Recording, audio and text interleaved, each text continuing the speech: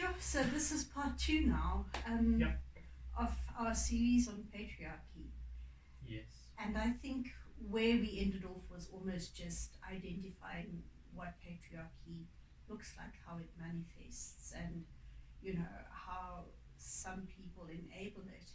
So I think today it will be really beneficial to just flesh out um, what exactly patriarchy is, why are women enabling this or um, displaying those behaviors. In instances where women mothers are grooming their children, especially their daughters, for an experience that they have lived and know is painful, but yet they still repeat that cycle with their children. And I'm just curious as to how that happens and why that happens. And when I was thinking about it, I actually thought, Zaid, it's because this behavior has become so normalized. It's because we grew up that way. It's almost like that's all we know. That's how we know. That's how our grandmothers grew up, our mothers, and so our mothers are doing that to us. And my question is, how do we change that, and why do we need to still continue doing that? I think this is an issue that's going to cut close to the bone for a lot of people Mm-hmm. because I mean, like you said, we touched on the fact that we may inadvertently be enabling patriarchy without realizing it. Mm-hmm. And the question then, like you said, is why do we do something that we know and we acknowledge and we've experienced to be a bad experience, to be something that is harmful to us and to the sustainability of our communities and our homes? Yet we still almost actively groom our children to fit into that structure. And the thing for me is always that I think there's a distortion in how we've been raised to understand what respect means Mm-hmm. and what honor and that common term that we hear often in our community is it. Is it? Is Right? it? So, Yes. what do we derive honor from? What do we see as being respectable? And how do we see disagreements as being dealt with in a way that is not considered disrespectful? Because when it comes back to the question you're asking about, why is it that we would actively groom our children to fit into a structure that we know is not healthy for us?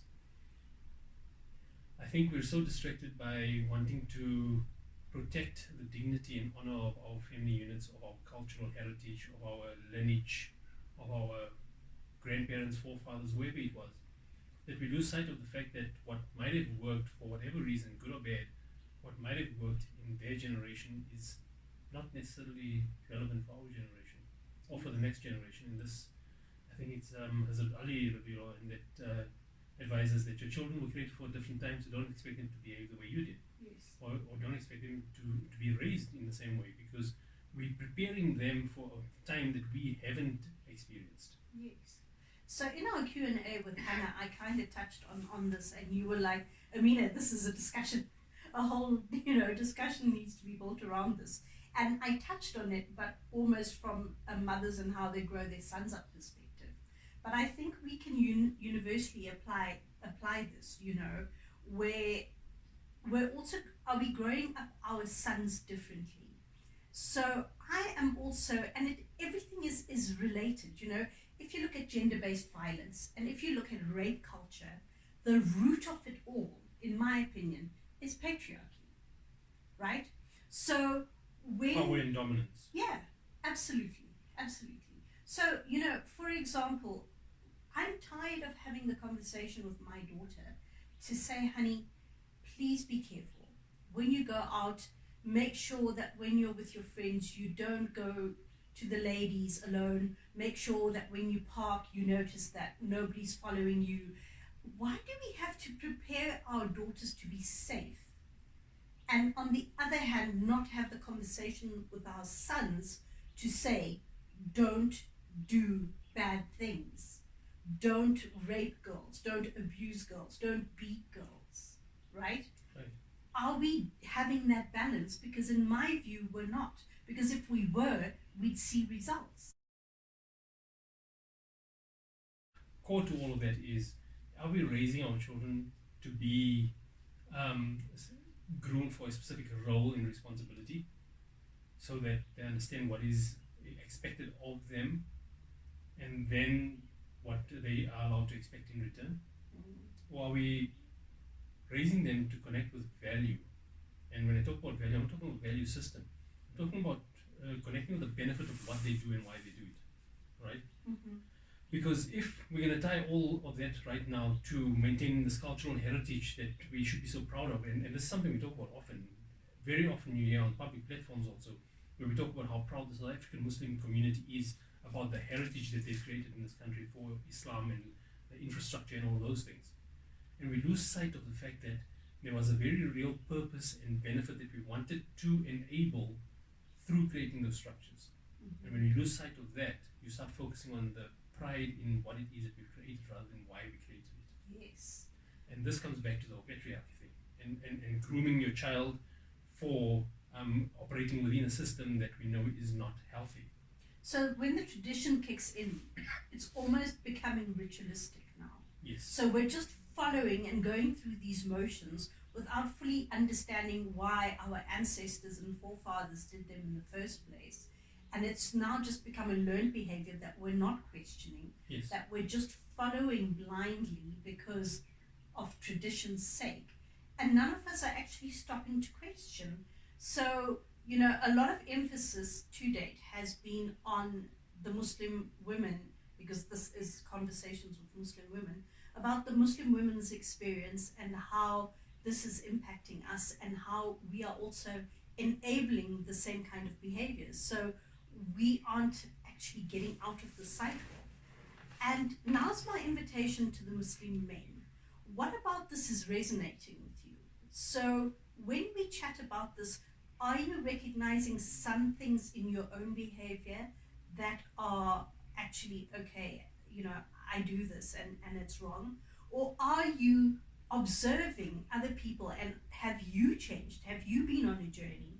And you know, this isn't to call men out on their bad behavior, actually it is. But no, it is calling men out on their bad behavior. But it's not to put you in the naughty corner. It's literally, as I said, with unconditional positive regard, help us to understand if you think and know that this behavior needs to change, just as the women, how do we get together as a community and say, how can we start doing things differently? So I'm loving the undertone of what you're saying, because, and you know, this is hard, say, it's not easy, No. because we have already been programmed into a certain way. So now we have these amazing ideas. I think, you know, when we're young and in love and we don't see past that, we don't think of how we're going to fall into the rut of, Yes. of the normal practice. And then what happens is we get married, life happens, and you and I both know what that means. Oh yeah. And then you almost switch onto autopilot and let everything just happen just Right. so that you can cope. And I think Exactly. the key takeaway from here is doing this has to be a conscious decision. You have to wake up every single day and pay attention to it. Because if you don't pay attention to it, you're going to hit autopilot. And autopilot is what you were taught. Yes. So then that just clicks in. And so nothing's ever going to change. And autopilot is what you resort to when you believe that being who you are is not going to be good enough. Yes. Right? So then you rely on subscription to culture and heritage and tradition, because you know that if you, in your own capacity, are not drawing the kind of response or the respect or the stature that you want from your partner, then you will draw on something that you believe they will respect. So Islam says, I'm allowed to do this or I'm entitled to do that. And then you draw on that and you completely diminish both humans in the process. Exactly. Right? And if I actually started off by having an awesome opinion and loving myself enough, that I am confident in knowing that, you know what, I'm Yes. enough, then I don't have to rely on those things. Yes. And what happens is, it's amazing. It's almost like the law of attraction, because if I believe I'm phenomenal and I'm awesome, my spouse is actually going to start seeing me that way. Mm-hmm. And as much as people don't believe it, it's true, you know. But again, it's a conscious decision. You have to wake up every single day knowing that you want something to change, knowing that you want a different alternative. Yes. It's not going to just happen on its own. You've got to live it. You can't just hope for it to take Yes. shape because you're being mechanical about what you want to do with it. Yeah, that's an important question. How do we do it differently? I think what we need to be aware of is that there's a risk that if we want to do things differently because we just know that what we're doing right now is not good enough, it will have some merit, but it's not going to be sustainable. And in your mind, what is sustainable? Sustainable is getting people to understand what is the value of their contribution, Okay. right? Because if you focus more on the value of your contribution, then it's not about am I expected to do the dishes or is she expected to do the dishes. Yes. Then it's about what are we creating together? We're creating a home, and how does that home look? What shape and form does it take? And if your idea of what that home should look like is based on what you think a traditional role is that you should expect from your wife or that you should expect from your husband, then you're not creating a home. What you're creating is a microcosm or a miniature version of this very system that you claim is actually imposing hardship and oppression on you or on your wife. Right? Absolutely. So, coming back to how we groom our children, when you keep focusing on, or not just our children, ourselves, when you enter into a relationship and your focus is on, I know my rights, I know my responsibilities, but because I want to be a good person, I'm going to focus on my responsibilities and trust that my rights will be fulfilled. Mm-hmm. Sounds good, right? Sounds like that would be a perfect. Easier said than done. But that approach is inherently flawed because it's already transactional. Okay. And transactional means that what you give, you expect to get something in return for it. So how do we start living in a transformational space? Instead of being transactional, you have to be investment focused. Mm-hmm. Right? You have to be looking at what it is that you want to grow that's larger than the sum of the two of you. Mm-hmm. And if that's what you're focused on, then it's okay, I know that this is the dynamic of my specific situation, whether we single income or dual income household, that has its own drawbacks. But the person that I am married to, the person that is supposed to be my garment, my companion, the one that is supposed to be the coolness of my eyes, both ways, not man to woman or woman to man, both ways. If you truly, genuinely connect with how it is that that is what you are trying to establish in your relationship with your partner, then you're not going to worry about whether or not you're doing enough or you're doing too much for them.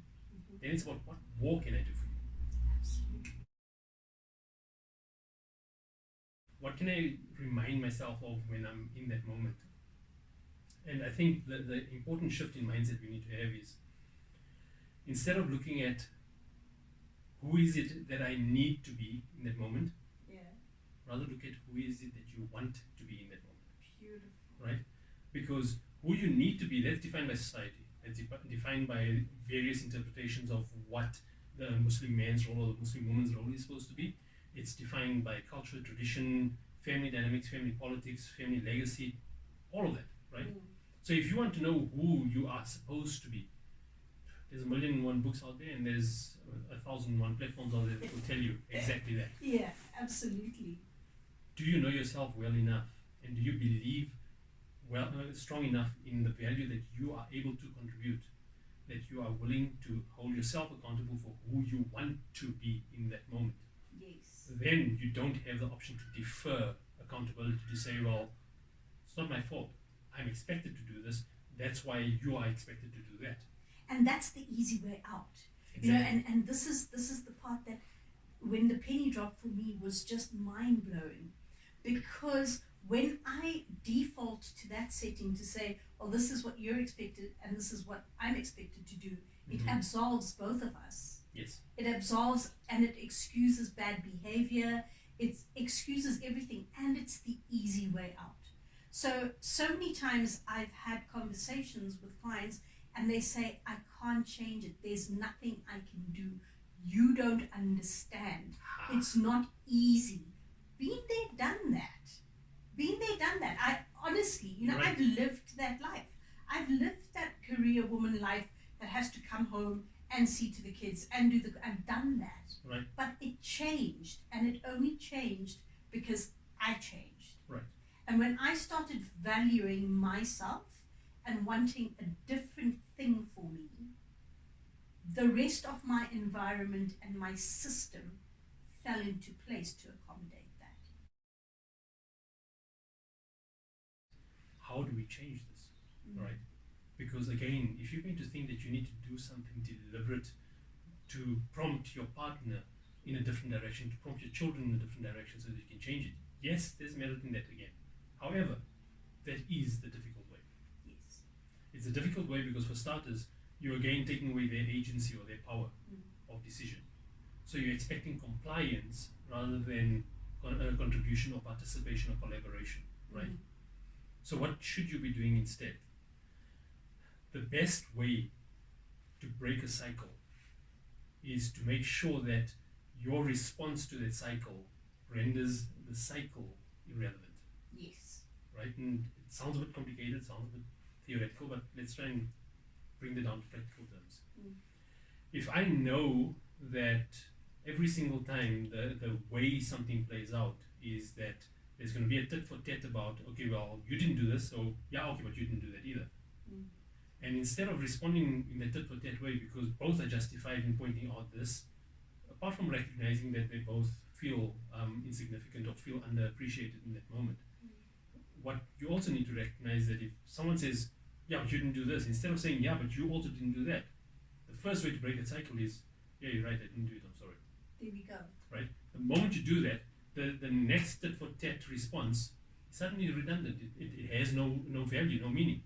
Absolutely. And without doing anything for or instructing your partner or expecting them to do something different, immediately what you did was you took your ownership of what it is that you contribute into that cycle, you're owning it, and immediately the response from your partner has to change because it's no longer, the previous response is no longer relevant. So let's literally do this in practical terms, right? So I'm going to make up a scenario, right? I'm a housewife, right? Or even a career woman for that matter, right? And I'm burning the candle at both ends. I'm really trying, and I'm actually very stressed because everything is falling on me, the seeing to the children, the running of the household, all of those good things, right? And then my husband comes home and he's doing the equivalent of what the old men would do of reading the paper, but you know, he's coming home, shoo, I've had such a hard day, flings his laptop, opens his phone and starts, and then He needs to decompress. Yeah, because he needs to decompress and you need to give him space and you need to give him time, and you must understand that he's had a hard day. Meanwhile, you're juggling 50 million things the whole day that he hasn't seen because you know what, you don't have a job, you don't work.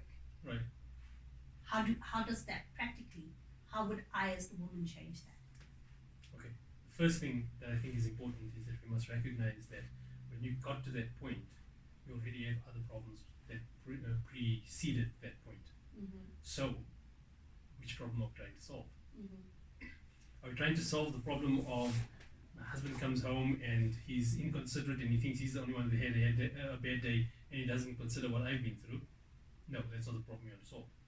The problem you want to solve is that between the partners, there is a lack of understanding, appreciation, awareness, visibility, call it what you want, but there is a significant gap in both of them understanding what each other are contending with in their individual capacities to make sure that home functions. Right? So there's assumptions, yeah, he goes to work and we know he's got stress at work, but blah. And his assumption is, well, she's at home, but at least she's got the opportunity to go and lay down for a bit because she's at home, she can go into the bedroom. I can't do that at the office. So I've got it more tough. And I'm working with people that might not like me, that I don't like, and all of those sorts of things. So again, you got two victims coming at each other and saying, well, I'm the bigger victim here and you the oppressor. Yeah. Guess what? You didn't solve the problem and you created a new one. Yeah. So the question is, how often have you innocently enabled this cycle when, say for example, you had a tough day, I'm going to put myself in the position of, say, the homemaker, Mm-hmm. and there are male homemakers out there, so this We is not get being that. sexist. So homemaker is sitting, is busy at home all day, and the breadwinner comes in. I'm doing this gender thing so well now. So homemaker is sitting there. Breadwinner comes in from a tough day at the office, and homemaker looks at breadwinner and thinks, ah, you can see they've really had a tough day. I know I've had a tough day, but because I'm more concerned about them, I'll allow them the space to decompress. I'll go in, maybe make a cup of tea and take out their favorite magazine or whatever it is, and just ask them to relax while I go and prepare supper. Perfectly fine, nothing wrong with that, right? But if that becomes the norm without you Yes. making them aware that this is my consideration for you, and that And you don't not my duty. right, but more than that, also you don't sensitize them to how much more it is that you have to extend yourself beyond your capacity just to make them feel comfortable and cared for, then you can't blame them for being insensitive to the fact that it drew that much from you. So then homemakers should say, I can see you're really stressed, right? It looks like you've had a bad day and you need to decompress. I've actually also had quite an awful day. However, because I want to create the space for you, Yeah. I'm going to go and prepare a meal to enable you to usa, Right. right? However, This is not something that's going to be, it's not the norm. it's not the norm, and it's not going to flow naturally because, again, it's a transaction. Yeah. So choosing your timing is critical, because when someone is in a moment where you've already acknowledged they need to decompress, and then you at the same time you're trying to sensitize them to how much it is that you also need to decompress, it becomes a competition. So for me, the important thing here is conversation. Yes, but Okay. not conversation in the moment when you're having the problem. Absolutely. So and the invitation to everyone for me is to find the right time with placement and permission with each other, the right time and space, to have a conversation where you literally would say, you know what, I really, really love and care for you, and I always want to be in a space where I'm able to ease the burden for you. Yes. Understand that I also have my own challenges, and I also am going through a stressful time. So how about sometimes when you notice that from me, you can show up for me by doing whatever. Mm-hmm. And when I notice that from you, I will show up for you by doing whatever. But can we both agree that it's never going to be an expectation that either one of us does it all the time for the other and the other just accepts it? You see, well-intentioned, and yes, that can work. But again, there's an undertone of expectation that it's a transaction, right? And I'm saying that the moment you get to the point where your relationship becomes transactional in that way, where you automatically set a limit because you're afraid you're going to be taken advantage of if you don't set boundaries. When you're talking about that kind of a relationship, understand that if you have to consciously and deliberately set boundaries, you already got a problem. But this is where the reality is. No, I get that, This right? is where the reality. So what I'm saying is that there's two different aspects of this that we need to understand, and maybe in the third segment we can hopefully unpack this a bit more because it's quite complex. But the two different things is that the one thing is, what is it that you need as a point of order almost to say, listen, things are completely out of whack, we need to get some balance here, right? You establish the balance, and that kind of reduces the hostility, reduces the tension, creates some collaboration and harmony in the home. No problem. But that is just a point of intervention. It's not a point of solving the underlying root cause that got you to that point where the intervention was needed.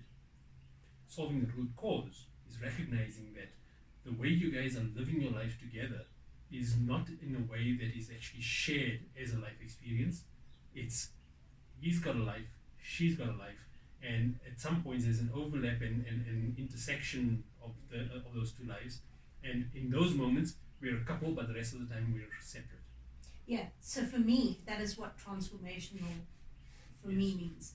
In that you actually see that as the issue, Yes. and you understand that that's what happens. So for me, the transformational part would be to understand that yes, I'm a human, I'm an individual, and I may have my own experiences Yes. separate to you, and I may have my experiences separate to you, but we don't have our own lives necessarily, Yes. because we are creating life together, Uh-huh. right? Very well put. So Yes. your experiences may sometimes necessitate me to show up in a certain way, just like my experiences will necessitate you to show up in a certain way. So I understand how that can be construed as transactional, but it's not transactional if there's transformational understanding to it. To say that we understand that we both need to, at times, show up for each other more than usual. Right. And when that understanding is there, and I can speak from experience, right? If I were to say, I mean, just the other day, I said to my family, it was my cooking day, right? And I said, I really feel tired. Mm-hmm. And it wasn't a thing of, okay, if we cook for you today, then you cook on our day, Mm-hmm. or, I'm sorry, it's your. It was literally fine. We will make a plan as a family, and Right. we'll maybe order out, or something will happen. But there is never a little account that's running, a little balance sheet or whatever, with a debit Yes. and a credit that's running in the background. Because when you do that, then it becomes transactional. If you wait until those moments happen when you start establishing the boundaries, or when you start talking about, well, I can't do this now, and then you see how they're going to respond. By that point already, understand that there's a whole lot of foundation work that was neglected. Mm. And they always talk about the foundation must be solid before you can build a stable home on top of it, right? Mm. And the problem is that the foundation, being the foundation, no one sits there and says, wow, you've got a great foundation. Right? They look at the structure. They look at the structure and they think this is the representation of our life. Absolutely. And if they don't pay attention to the foundation, guess what? That wonderful, beautiful, elaborate, embellished life that they've been living is on shaky ground. And the moment you have that slight tremor in the foundation, because one suddenly feels I've been giving more than I've been getting, guess what? The house crumbles. What's resonating for me quite strongly now is that it's never too late to change. No, never. It's never ever. Don't ever say, "I'm sorry, it's too late." It's never. It's never going to change. Too much has happened. Yeah, too much has happened, or it's too late. It's never ever too late. And if you think it's too late for you, please start working on your children. Yes. Because the cycle has to be broken somehow. The cycle really needs to change, where we start teaching all our children that, for example, cooking is a life skill. It's not a woman's job.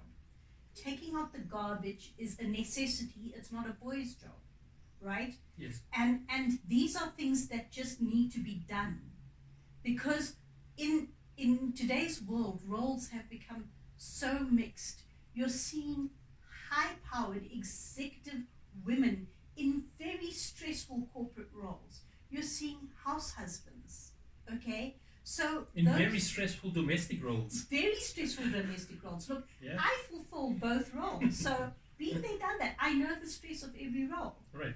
And the thing is that don't define your worth by your role. Yes. The minute we start defining our worth by our roles, that's when they can diminish. Yes. That's when the value becomes very malleable. If you define your role in terms of or your value, your personality in terms of your value, then it's a very different conversation to have. And I think for me, the invitation to everybody is to start getting in touch with that core and with your value. Because when you understand what your core value is, nothing outside, no peripheral stuff can actually interfere with that and make you feel insecure or vulnerable. Then you can start having courageous conversations. And I really encourage women and men to start having these courageous conversations, because something has to change.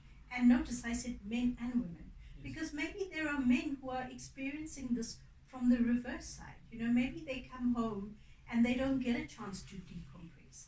And so communication for me is very key. Let's pull this all back into the frame of patriarchy, right? Mm-hmm.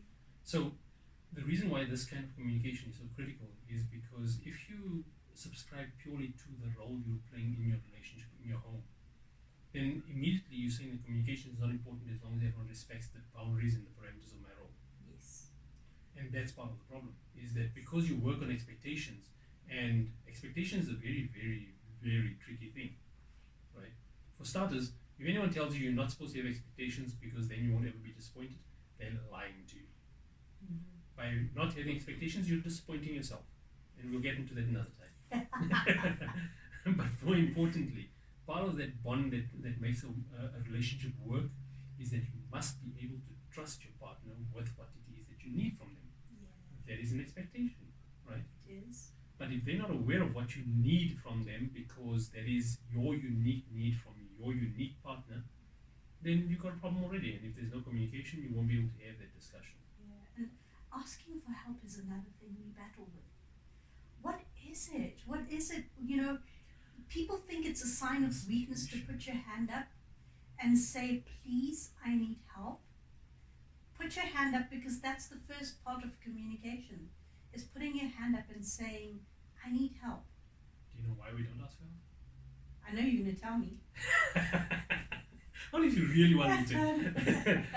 The reason we don't ask for help, and this is something that I see consistently across the board, every walk of life, every social standing, every class of wealth, even if you want to call it that, is that we wear our victimhood as a badge of honor. Oh, that beautiful trophy that we love to carry. It's like, you don't know how hard I've got it. No, but I've got it hard as a Yeah. You don't know my life.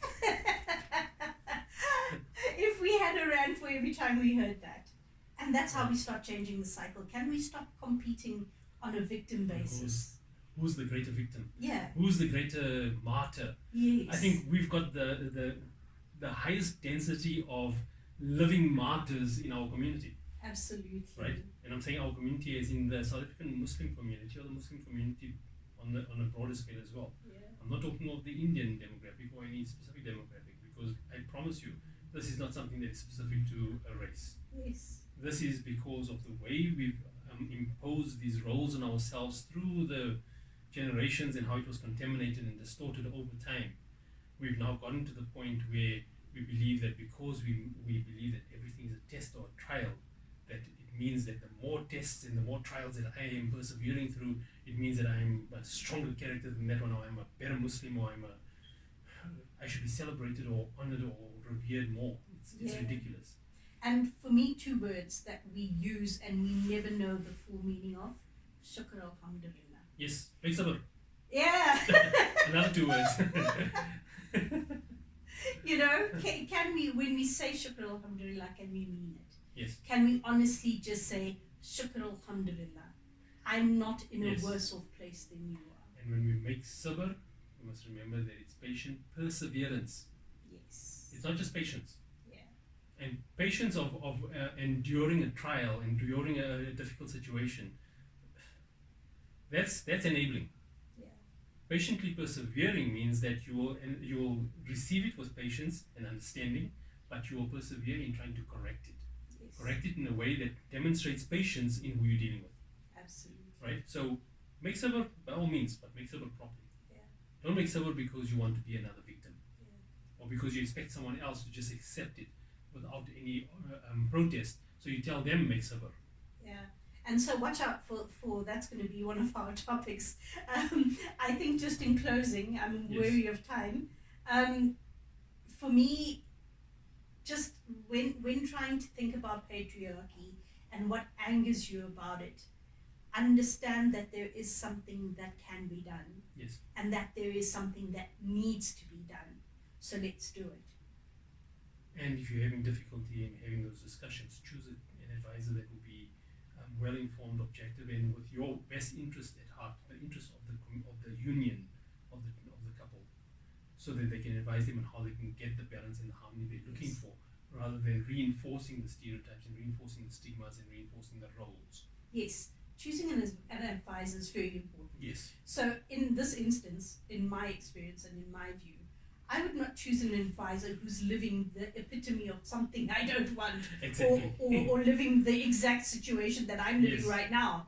I want somebody who knows and who's been through and who's broken the cycle to actually help me and Yes. advise me. Yes. So, yeah. Choose your advisors carefully.